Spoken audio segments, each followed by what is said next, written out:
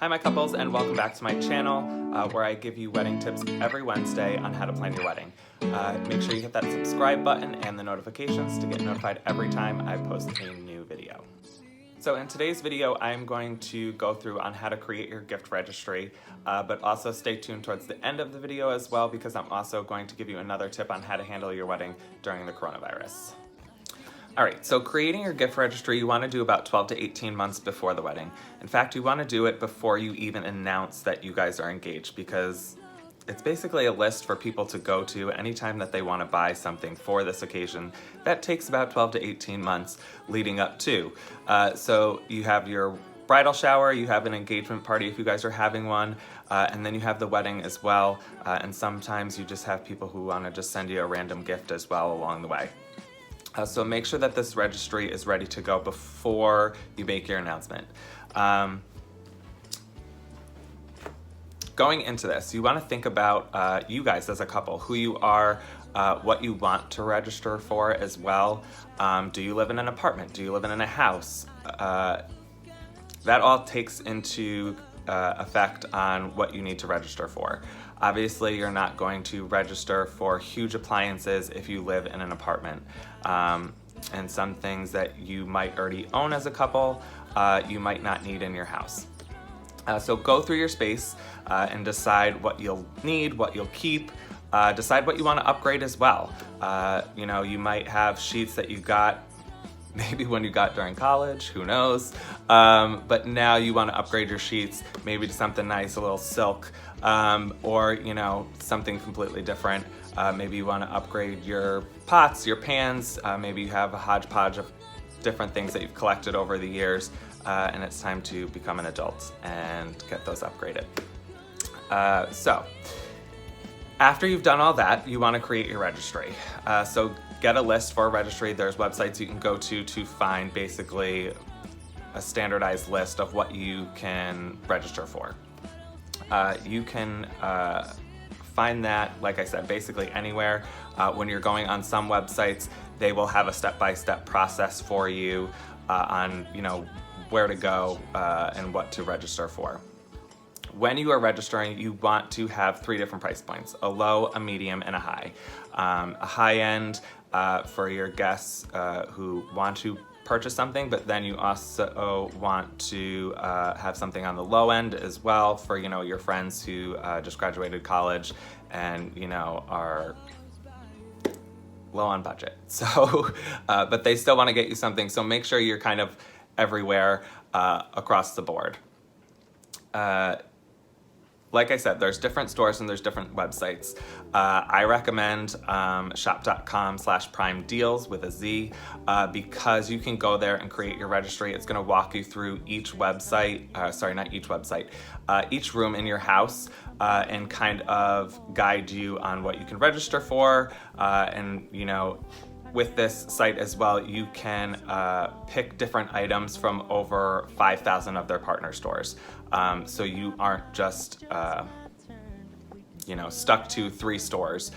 You have the ability to go to thousands of their partner stores. The other website I recommend is your normal, like Target. You know, you can go on there and on their website and create your registry as well.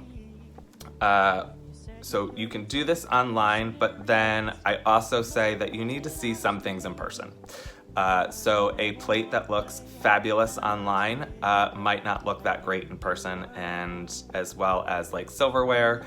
You know, it's weird when you haven't thought about silverware and then you go and register for it. There's different handles, there's different weights, and you might not like, you know, the fork that weighs less than a pound. You might like a little bit of a heavier fork.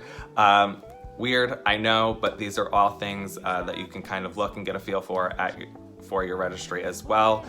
Same thing with sheets, towels. You're gonna wanna feel those items before, you know, you're rubbing up against them on your skin. This is also supposed to be fun for you guys. Registering is, you know, basically a shopping spree that you guys don't have to pay for. So make a date night out of it.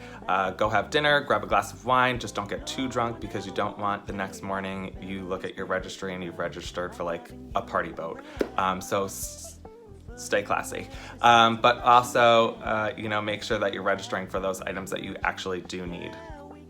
How many items should you put on your registry?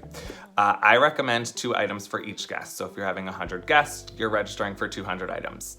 But also keep track of the registry as well. Making sure that as people are buying stuff, you still have items in certain price ranges for your guests, and that, you know, you're not out of items on your registry for guests to get as well.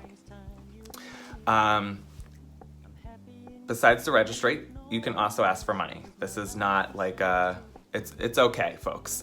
Especially if you're an older couple who's getting married and you're established and you already have everything that you need and you just don't want new stuff. Or maybe there's something specific you need. You guys are gonna do a honeymoon fund. You are looking to put the down payment on a house. Just let your guests know where that money is going to, and I find that they're more likely to give you money towards that than when they know it's going to a certain something, if you will.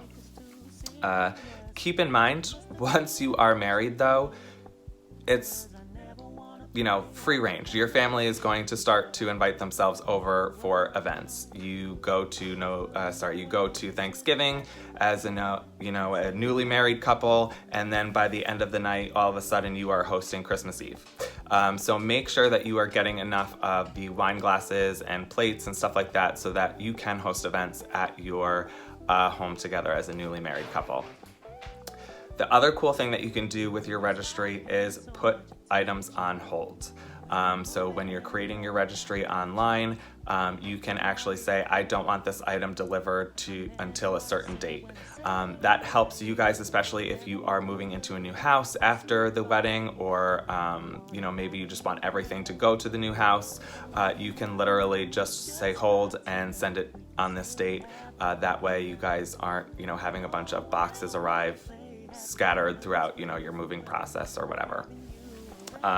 The last thing I am going to say is keep a list as well, so that as you're getting your gifts, you are making a list for your thank you notes as well. I'm not saying you have to immediately, as soon as you get a gift, send that note, but definitely you want to send it out sooner rather than later so that you just don't forget about it. And I did say earlier in the video that I am going to go back and talk about the coronavirus like I did last week. A couple suggestions on how to deal with this. If you have postponed your wedding, you can go back and use your engagement photos, so you actually get to use them twice, and you can send out a stop the save the date, if you will. And that way your guests know that your wedding has been postponed. The other thing that I recommend that you guys do is create a Facebook page. That way your guests can go to that and get all of the up-to-date notifications that you want to send out to them. So it's not just moving the date, it's also, hotel, that kind of stuff. So you want to put all of that information onto your Facebook page or closed group, however you want to do it. But that way, again, your guests are getting up-to-date notifications. Putting it on your wedding website, again, your guests aren't going to that constantly for up-to-date information, so they aren't also getting notifications as well. So the wedding webpage is great, but again, if we're in the situation where we're postponing and we're making up-to-date notifications to your guests, you're going to want to create something where they have access to that, and it's going to remind them to go back and look as well. So those are my 2 tips for today: the registry and the Facebook page for my couples who are dealing with the coronavirus. Again, if you guys have any comments, questions, leave them in the comments below. If you have an idea for a new video that you guys want me to do, again, leave those suggestions in the comments. And I will see you guys next Wednesday when I post a new video. And until then, I will see you then. All right, bye-bye.